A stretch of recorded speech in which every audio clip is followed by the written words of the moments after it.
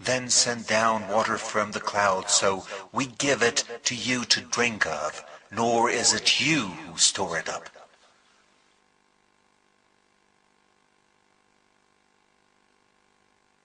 So what are the advantages of the wind, and why the Quran so many times mentions the winds?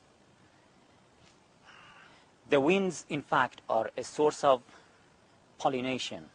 When we see different plants and they want to be pollinated, the wind is a source or the mediator for that pollination. Another advantage of wind is eliminating pollution. The pollution which is from the earth and the pollution which is created by man, or the man-made pollution. And a third advantage is transferring fertile clouds. The clouds should move from one place to another place in order to give rain everywhere and for every people. So you see that this wind and the results of the wind are necessary for the life of human, animals, and plants. And if we see another aspect, we would understand that the production of winds, in fact, is a sign of monotheism, and it would prove that God is unique. Because when you see a systematic relation between the wind, the rain, the animals, the sun, you would see that just one essence is behind all these things, and it is God, the unique God.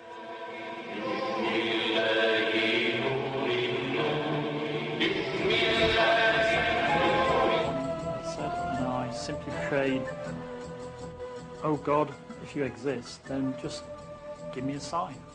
And voila. It was as if, it's an extremely difficult thing to explain. Then I started to read Quran. I don't know why, but Quran was there. My name is Miriam Tarpon. I've been a Muslim for 18 years now. I became Muslim in 1984. Really, I became Muslim through meeting other Muslims and talking with them about Islam.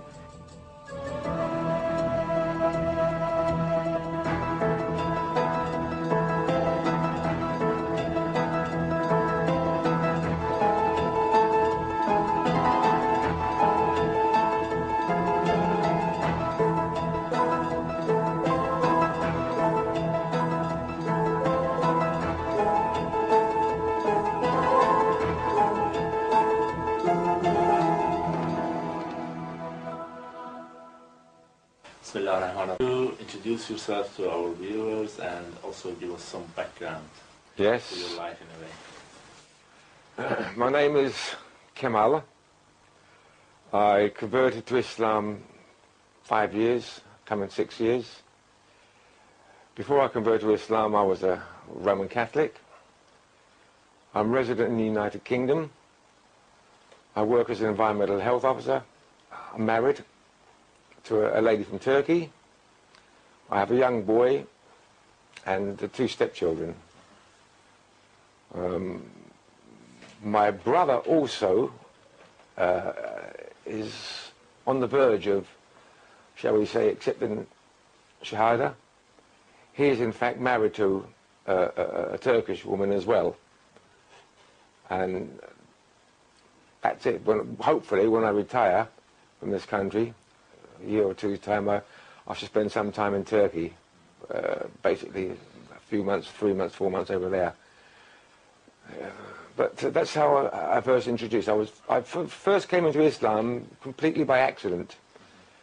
Although I was married to a female, or a woman, my wife from Turkey, her name's Semra, whilst I was with her, she encouraged me to Islam, but it went basically in one ear and out the other. And it was, so I was living in a society. I knew about Islam, I knew it was religion, but I didn't accept it. To me, it was the religion of Arabs, and to me, at that particular time, I didn't like anyone who wasn't English, basically. Until one night, I was right in the dumps. I'd been like that for several weeks, if not months. And I decided that I'm working at the office, I'm going to go for a walk. So where I normally go for a walk, just to walk and to peruse and to think of what rotten life that God has, Allah subhanahu wa ta'ala has given me, I decided something made me turn left. And that particular night, I shall remember it as long as I live, and I shall remember it as if it was yesterday. It was drizzling with rain. I walked up Lancaster Road, wasn't going anywhere particularly, and then something dragged me to turn left. And I turned left and walked up, most in the crowd, etc. Then suddenly, out of the corner of my eye, I saw this, just under the bridge in Ladbroke Grove, was this little man standing by himself. He had what I would call them an Arab scarf, checkered scarf round his neck, a long jacket, which I hadn't a clue what it was, and a stall. In fact, a couple of stalls down, full of books. So, being curious, I went up there and I looked, and I noticed they were all about Islam. So, as I said, coming from this background of understanding Islam from my wife, I decided to saw some of these books, and these books I'd never seen before, written in English and other various languages, basically about Islam. So this guy came up to me and said, Salam alaikum. And I didn't know what he was talking about. And I said, Muslim? I said, no. I said, I'm just looking. I said, help yourself. He said, they're free. This is all dawah in the name of Islam, subhanahu wa ta'ala. And have what you like, take what you like, and read. So I wasn't interested in that. I wasn't interested in taking the books. And I noticed his accent. It was Irish. So I said to him, are you a Muslim then? He said, yes, alhamdulillah. I said, well, how can you be a Muslim? You're an Irishman. Isn't Muslims only for Arabs and other various Middle Eastern countries? He said, no, Muslims for everybody. So by then, my curiosity had really been risen up. I said to him, how did you become a Muslim, or why did you become a Muslim? So he explained to me this story that before he entered Islam, he was an alcoholic, a drug addict, a thoroughly ungentlemanly gentleman. And at the end I said to him, he explained to me how he became a Muslim. I was intrigued and fascinated. And inside my heart here, something started ticking. And I felt something dragging me. And I said, Islam changed your whole life from what you were to what you are now? He said, yes. So I said to him, does it work? He said, if you really want it, it works. I said, would what happened to you happen to me? He said, yes. Without thinking, I said, okay then, take me now, I want to become a Muslim.